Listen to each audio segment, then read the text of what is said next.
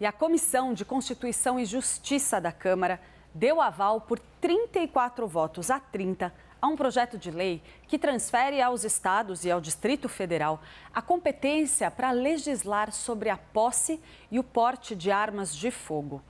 Na CCJ, os deputados analisaram apenas se a proposta era constitucional.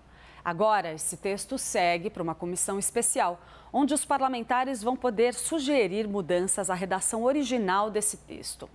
O projeto, que é de autoria da deputada e presidente da CCJ, Caroline Detoni, do PL, já havia sido aprovado pela Comissão de Segurança Pública em dezembro do ano passado. Atualmente, a Polícia Federal é a responsável por conceder posse e porte de armas de fogo no país. Chamo aqui o Pedro Venceslau para a gente explicar um pouquinho, destrinchar esse tema. Pedro, isso é o tipo de agenda que tem muito a ver com interesses de alguns setores que estão mais à direita, porque há a ideia de delegar aos estados pautas que acabam mexendo muito com essa temática de costumes, assuntos mais polêmicos. Porte de armas é e sempre foi ali uma bandeira importante no bolsonarismo, por exemplo, movimento ao qual está ligada a Caroline Detoni. E isso significaria que governadores mais à direita, por exemplo, poderiam legislar favorecendo, flexibilizando o porte de arma nos estados, né? Larissa, depois de um ano sendo comandada por um petista, o deputado Rui Falcão, pelo acordo feito no Colégio de Líderes, feito ali com Arthur Lira, a Caroline Detoni, que é do Partido Liberal, uma deputada bolsonarista, assumiu a presidência daquela que é a comissão mais importante da Câmara dos Deputados. A mais importante porque passa pela CCJ todos os projetos dos deputados.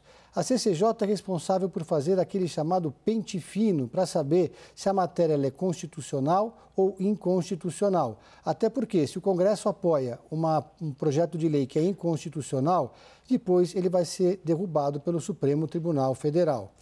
Há uma maioria bolsonarista nessa comissão da CCJ nesse momento. O governo, dependendo do caso, consegue mobilizar ali a sua base para evitar pautas que possam significar uma derrota maior.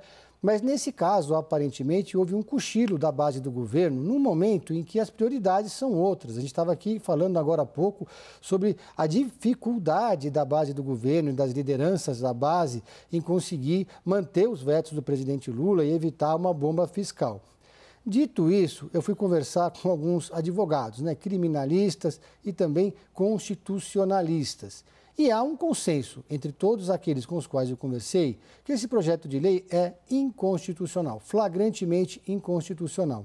Eu vou pegar aqui um trecho do que me disse, por exemplo, o advogado criminalista Bruno Salles. Ele falou que a lei é inconstitucional por vários motivos. O primeiro deles é que, decisivamente, segundo ele, as leis penais só podem ser editadas por leis federais. Vários crimes da lei de armas são o que chamamos de leis penais em branco, ou seja, para entender o crime você precisa recorrer a outras legislações. Em suma, Clarissa, essa é uma legislação federal. É o governo federal, a Polícia Federal que define sobre a questão do porte e do uso de arma para uso recreativo, para caça ou para qualquer outro tipo de função.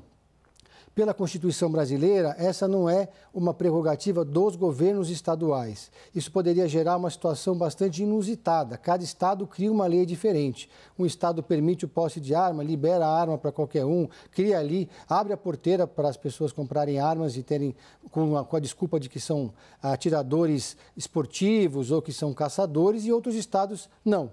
Então você cria ali, você abre espaço, por exemplo, segundo a avaliação de outros especialistas, para a formação de milícias dentro dos estados. Isso cria uma discrepância muito grande. Obrigada, Pedro.